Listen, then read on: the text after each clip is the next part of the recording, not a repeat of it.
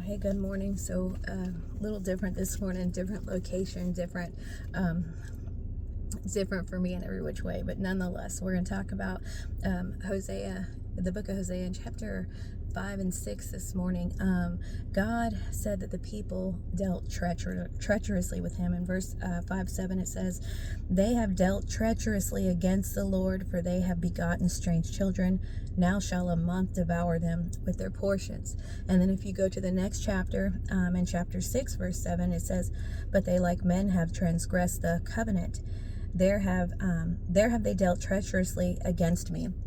So that word treacherous, when you look it up, it's actually got a pretty specific meaning. It means to violate the allegiance that you pledge, violate the faith that you pledge. It's to betray a trust. It's also the word faithlessly came up, and I thought, oh, let me look into that a little deeper. And that means that they were not true or loyal. They were disloyal to their master. They were not true and loyal to their marriage. They were not true and loyal to God, to the covenant. They were not true and loyal to their promises. They were actually like traitors. That treacherous word has to do with just that, all that disloyalty, that violating those pledges and allegiances as being traitors. And that's what God had to say about this people. He had specific things to say about Ephraim, and he used that word to talk about the the northern kingdom, like all 10 tribes. Anyways, God said they had dealt treacherously with him. They were going about their hypocritical rituals for God.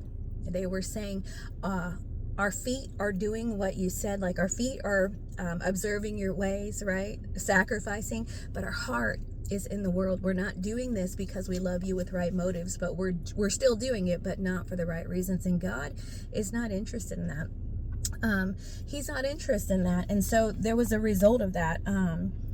It said in verse 6, so the result was, "They shall go with their flocks and with their herds to seek the Lord, but they shall not find him. He hath withdrawn himself from them." They didn't even realize that God wasn't present, that he had just turned away, walked away, like he's not even with us. So what does God want? Well, he wants loyalty, he wants obedience, he wants love. He tells us specifically in chapter 6, he says, "For I desired mercy and not sacrifice, and the knowledge of God more than burnt offerings." He wants us to know him. He wants us to have that deep relationship with him. God is so gracious. You think about what he does, how merciful he's been to us. You think about how much he showed his love for us. You think about the way in the New Testament, because we're not Israel, we're the church. We have a different type of promise and covenant and dispensation, and we have grace and all that, but that grace does so much for us. And so he said in, what was it, 2 Corinthians 5:14 and 15, Paul, "The love of Christ constraineth me." That's knowing God. When you really know the character of God, yeah, he's holy and he is just and he is perfect, but he's also kind and good and loving and all knowing and all seeing, and he's working all things together, right? He's so gracious and good to us. He wants us to know him. So Paul said, "The love of Christ constraineth me," and that's what he wants. He wants us to be obedient. He prefers obedience over sacrifice. He said that in the book of Samuel. He said it in other places.